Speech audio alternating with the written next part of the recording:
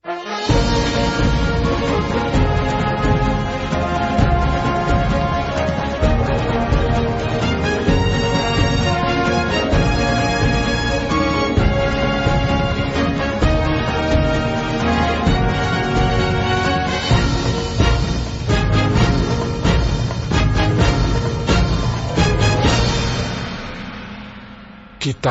Kejadian. Pada mulanya Allah menciptakan langit dan bumi. Bumi belum berbentuk dan kosong. Gelap gulita menutupi samudra raya, dan roh Allah melayang-layang di atas permukaan air. Berfirmanlah Allah, "Jadilah terang." Lalu terang itu jadi. Allah melihat bahwa terang itu baik, lalu dipisahkannyalah terang itu dari gelap. Dan Allah menamai terang itu siang, dan gelap itu malam. Jadilah petang dan jadilah pagi. Itulah hari pertama. Berfirmanlah Allah, "Jadilah cakrawala di tengah segala air untuk memisahkan air dari air." Maka Allah menjadikan cakrawala, dan ia memisahkan air yang ada di bawah cakrawala itu dari air yang ada di atasnya. Dan jadilah demikian. Lalu Allah menamai cakrawala itu langit. Jadilah petang dan jadilah pagi. Itulah hari kedua. Berfirmanlah Allah, "Hendaklah segala air yang di bawah langit berkumpul pada satu tempat, sehingga kelihatan yang kering." Dan jadilah demikian. Lalu Allah menamai yang kering itu darat, dan kumpulan air itu dinamainya laut. Allah melihat bahwa semuanya itu baik. Berfirmanlah Allah, "Hendaklah tanah menumbuhkan tunas-tunas muda, tumbuh-tumbuhan yang berbiji, segala jenis pohon buah-buahan yang menghasilkan buah yang berbiji, supaya ada tumbuh-tumbuhan di bumi." Dan jadilah demikian. Tanah itu menumbuhkan tunas-tunas muda, segala jenis tumbuh-tumbuhan yang berbiji, dan segala jenis pohon-pohonan yang menghasilkan buah yang berbiji. Allah melihat bahwa semuanya itu baik. Jadilah petang dan jadilah pagi. Itulah hari ketiga. Berfirmanlah Allah, "Jadilah benda-benda penerang pada cakrawala untuk memisahkan siang dari malam. Biarlah benda-benda penerang itu jadi tanda yang menunjukkan masa-masa yang tetap dan hari-hari dan tahun-tahun. Dan sebagai penerang pada cakrawala, biarlah benda-benda itu menerangi bumi." dan jadilah demikian. Maka Allah menjadikan kedua benda penerang yang besar itu, yakni yang lebih besar untuk menguasai siang dan yang lebih kecil untuk menguasai malam, dan menjadikan juga bintang-bintang. Allah menaruh semuanya itu di cakrawala untuk menerangi bumi, dan untuk menguasai siang dan malam, dan untuk memisahkan terang dari gelap. Allah melihat bahwa semuanya itu baik. Jadilah petang dan jadilah pagi. Itulah hari keempat. Berfirmanlah Allah, "Hendaklah dalam air berkeriapan makhluk yang hidup, dan hendaklah burung beterbangan di atas bumi melintasi cakrawala." Maka Allah menciptakan binatang-binatang laut yang besar, dan segala jenis makhluk hidup yang bergerak, yang berkeriapan dalam air, dan segala jenis burung yang bersayap. Allah melihat bahwa semuanya itu baik. Lalu Allah memberkati semuanya itu. Firman-Nya, "Berkembang biaklah dan bertambah banyaklah, serta penuhilah air dalam laut, dan hendaklah burung-burung di bumi bertambah banyak." Jadilah petang dan jadilah pagi.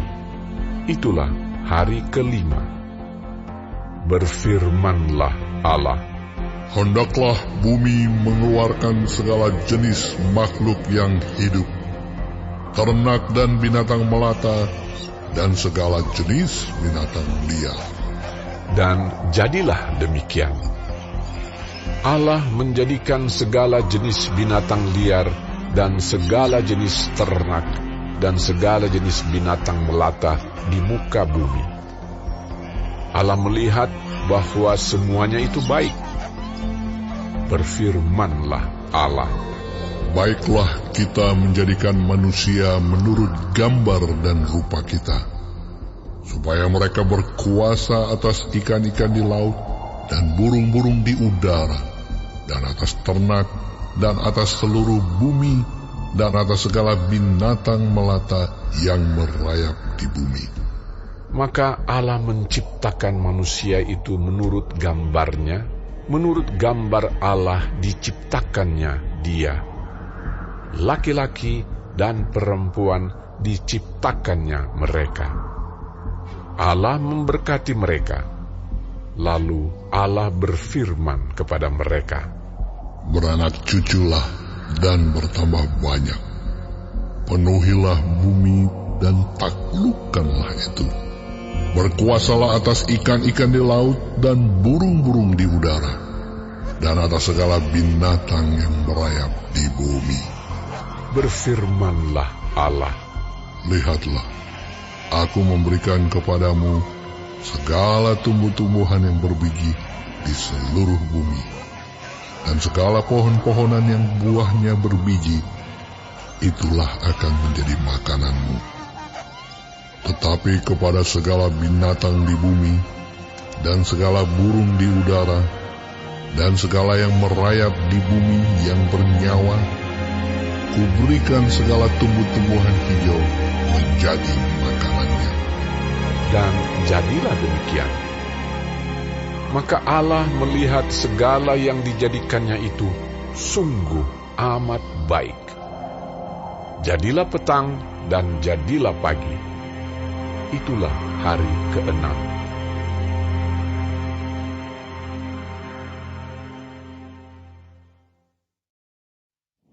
Demikianlah diselesaikan langit dan bumi dan segala isinya. Ketika Allah pada hari ke-7 telah menyelesaikan pekerjaan yang dibuatnya itu, berhentilah ia pada hari ke-7 dari segala pekerjaan yang telah dibuatnya itu. Lalu Allah memberkati hari ke-7 itu dan menguduskannya, karena pada hari itulah ia berhenti dari segala pekerjaan penciptaan yang telah dibuatnya itu. Demikianlah riwayat langit dan bumi pada waktu diciptakan.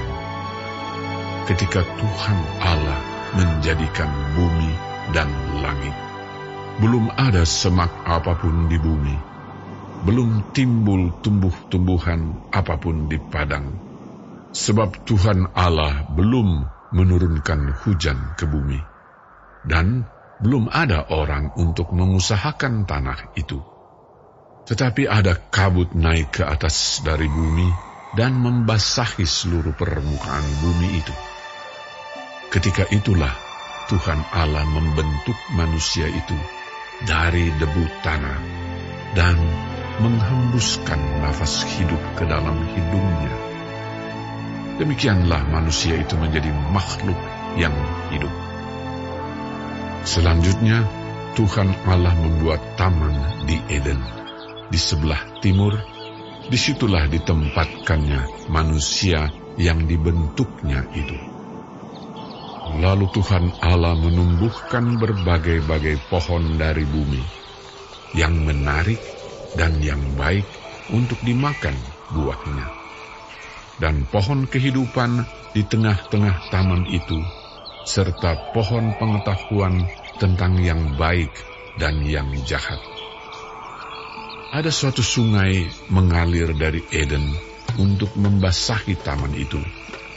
Dan dari situ, sungai itu terbagi menjadi 4 cabang.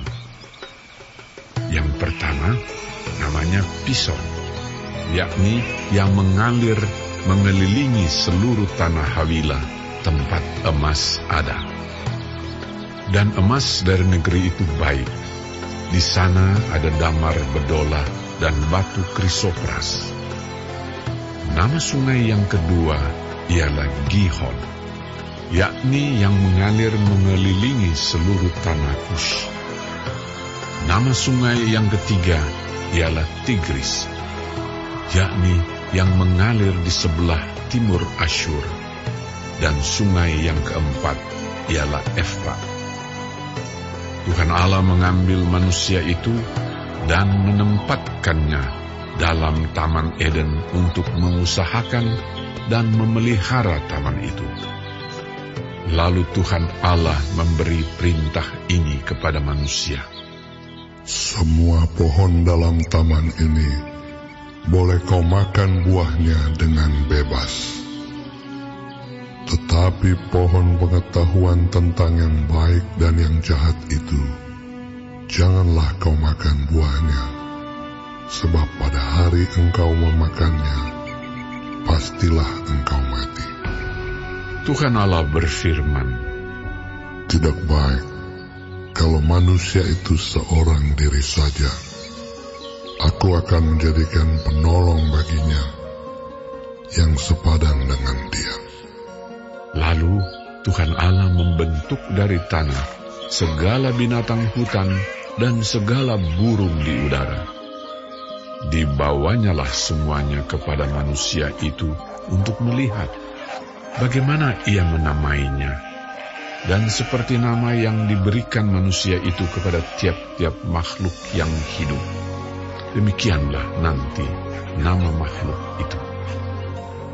Manusia itu memberi nama kepada segala ternak, kepada burung-burung di udara, dan kepada segala binatang hutan. Tetapi baginya sendiri, ia tidak menjumpai penolong yang sepadan dengan dia. Lalu Tuhan Allah membuat manusia itu tidur nyenyak. Ketika ia tidur, Tuhan Allah mengambil salah satu rusuk daripadanya, lalu menutup tempat itu dengan daging. Dan dari rusuk yang diambil Tuhan Allah dari manusia itu, dibangunnyalah seorang perempuan. Lalu dibawanya kepada manusia itu. Lalu berkatalah manusia itu, Inilah dia, tulang dari tulangku, dan daging dari dagingku. Ia akan dinamai perempuan, sebab ia diambil dari laki-laki. Sebab itu seorang laki-laki akan meninggalkan ayahnya dan ibunya, dan bersatu dengan istrinya, sehingga keduanya menjadi satu daging. Mereka keduanya telanjang, manusia dan istrinya itu, tetapi mereka tidak merasa malu.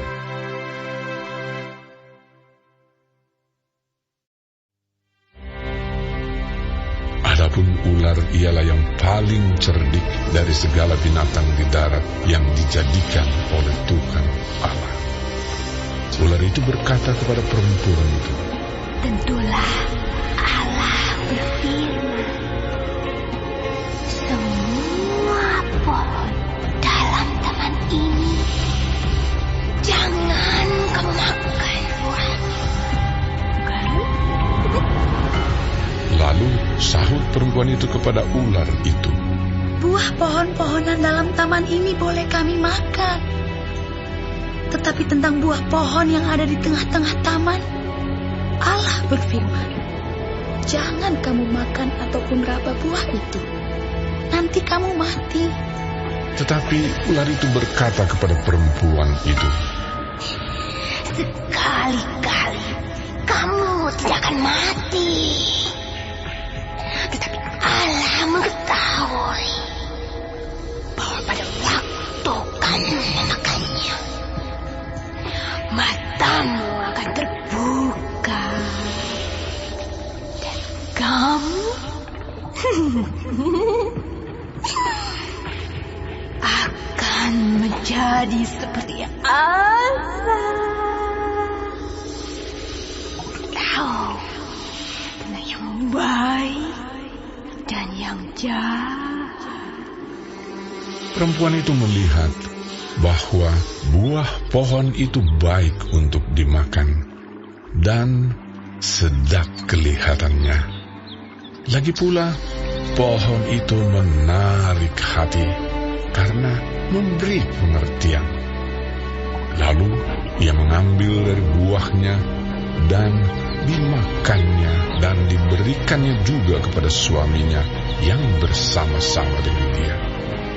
Dan suaminya pun memakannya. Maka terbukalah mata mereka berdua dan mereka tahu bahwa mereka telanjang. Lalu mereka menyemat daun pohon ara dan membuat cawat. Ketika mereka mendengar bunyi langkah Tuhan Allah yang berjalan-jalan dalam taman itu pada waktu hari sejuk, bersembunyilah manusia dan istrinya itu terhadap Tuhan Allah di antara pohon-pohonan dalam taman. Tetapi Tuhan Allah memanggil manusia itu dan berfirman kepadanya, "Di manakah engkau?" Ia menjawab, Ketika aku mendengar bahwa engkau ada dalam taman ini, aku menjadi takut karena aku telanjang. Sebab itu, aku bersembunyi." Firman-Nya, "Siapakah yang memberitahukan kepadamu bahwa engkau telanjang? Apakah engkau makan dari buah pohon yang kularang engkau makan itu?" Manusia itu menjawab, Perempuan yang kau tempatkan di sisiku, dialah yang memberi dari buah pohon itu kepadaku. Maka aku makan. Kemudian berfirmanlah Tuhan Allah kepada perempuan itu, "Apakah yang telah kau perbuat ini?" Jawab perempuan itu, Ular itu yang memperdayakan aku, maka ku makan. Lalu berfirmanlah Tuhan Allah kepada ular itu, "Karena engkau berbuat demikian, terkutuklah engkau di antara segala ternak dan di antara segala binatang hutan. Dengan perutmu lah engkau akan menjalar, dan debu tanahlah akan kau makan seumur hidupmu. Aku akan mengadakan permusuhan antara engkau dan perempuan ini, antara keturunanmu dan keturunannya. Keturunannya akan meremukkan kepalamu, dan engkau akan meremukkan tumitnya." Firman-Nya kepada perempuan itu, "Susah payahmu waktu mengandung akan kubuat sangat banyak. Dengan kesakitan engkau akan melahirkan anakmu. Namun engkau akan berahi kepada suamimu, dan ia akan berkuasa atasmu." Lalu firman-Nya kepada manusia itu, "Karena engkau mendengarkan perkataan istrimu, dan memakan dari buah pohon yang telah kuperintahkan kepadamu, jangan makan daripadanya, maka terkutuklah tanah karena engkau. Dengan bersusah payah, engkau akan mencari rezekimu dari tanah seumur hidupmu.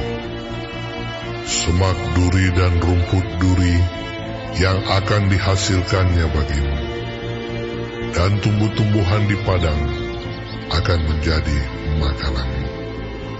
Dengan berpeluh engkau akan mencari makananmu sampai engkau kembali lagi menjadi tanah. Karena dari situlah engkau diambil, sebab engkau debu, dan engkau akan kembali menjadi debu. Manusia itu memberi nama Hawa kepada istrinya, sebab dialah yang menjadi ibu semua yang hidup. Dan Tuhan Allah membuat pakaian dari kulit binatang untuk manusia dan untuk istrinya itu, lalu mengenakannya kepada mereka. Berfirmanlah Tuhan Allah, sesungguhnya manusia itu telah menjadi seperti salah satu dari kita, tahu tentang yang baik dan yang jahat. Maka sekarang jangan sampai ia mengulurkan tangannya dan mengambil pula dari buah pohon kehidupan itu dan memakannya, sehingga ia hidup untuk selama-lamanya. Lalu Tuhan Allah mengusir dia dari Taman Eden, supaya ia mengusahakan tanah dari mana ia diambil.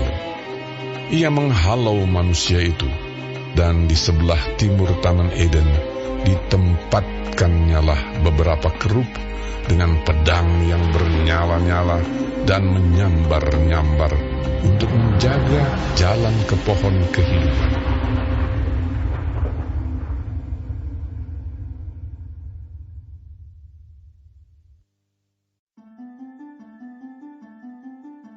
Kemudian manusia itu bersetubuh dengan Hawa, istrinya, dan mengandunglah perempuan itu, lalu melahirkan Kain.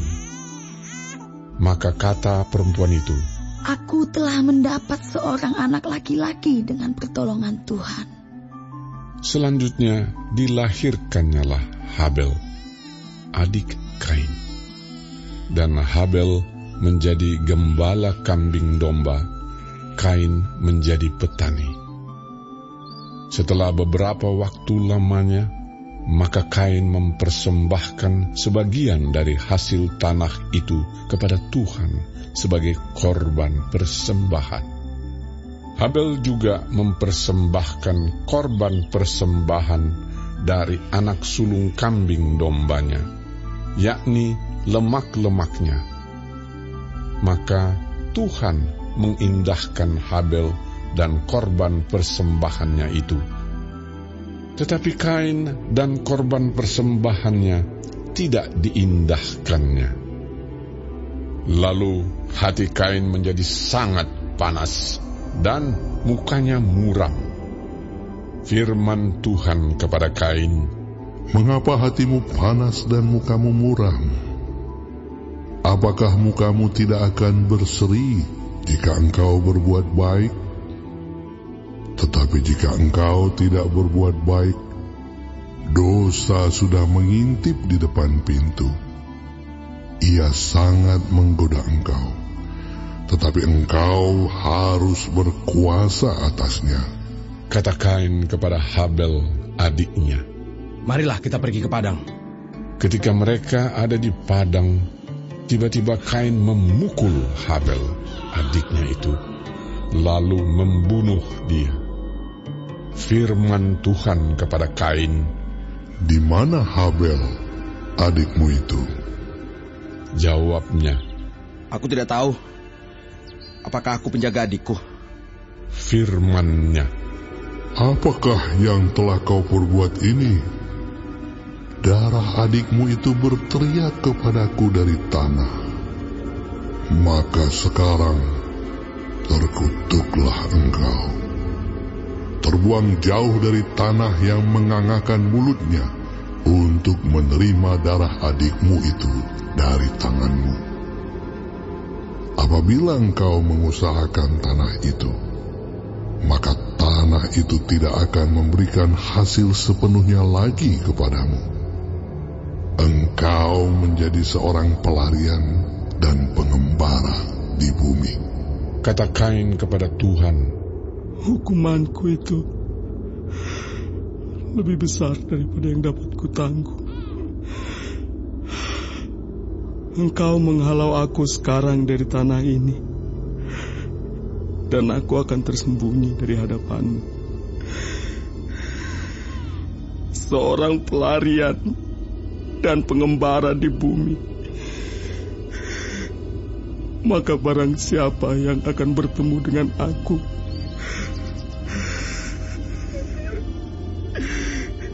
tentulah akan membunuh aku. Firman Tuhan kepadanya, sekali-kali tidak. Barang siapa yang membunuh Kain, akan dibalaskan kepadanya 7 kali lipat. Kemudian Tuhan menaruh tanda pada Kain, supaya ia jangan dibunuh oleh barang siapapun yang bertemu dengan dia. Lalu Kain pergi dari hadapan Tuhan, dan ia menetap di tanah Nod di sebelah timur Eden. Kain bersetubuh dengan istrinya dan mengandunglah perempuan itu, lalu melahirkan Henokh. Kemudian Kain mendirikan suatu kota dan dinamainya kota itu Henokh menurut nama anaknya.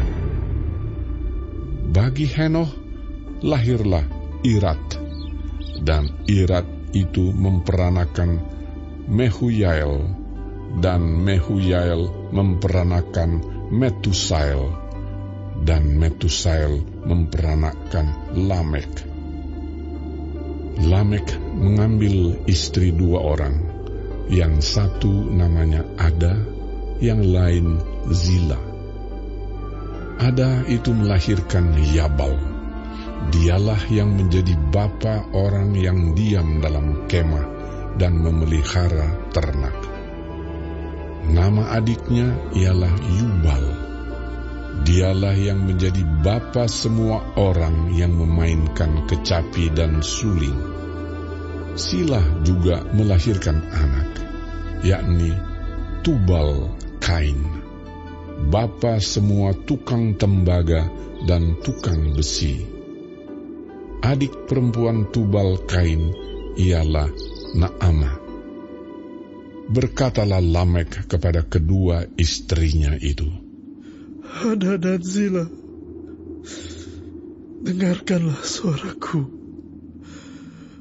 Hai istri-istri Lamek, pasanglah telingamu kepada perkataanku ini. Aku telah membunuh seorang laki-laki karena ia melukai aku, membunuh seorang muda karena ia memukul aku sampai bengkak. Sebab jika Kain harus dibalaskan 7 kali lipat, maka Lamek 77 kali lipat. Adam bersetubuh pula dengan istrinya. Lalu perempuan itu melahirkan seorang anak laki-laki dan menamainya Set. Sebab katanya, Allah telah mengaruniakan kepadaku anak yang lain sebagai ganti Habel, sebab Kain telah membunuhnya. Lahirlah seorang anak laki-laki bagi Set juga, dan anak itu dinamainya Enos. Waktu itulah orang mulai memanggil nama Tuhan.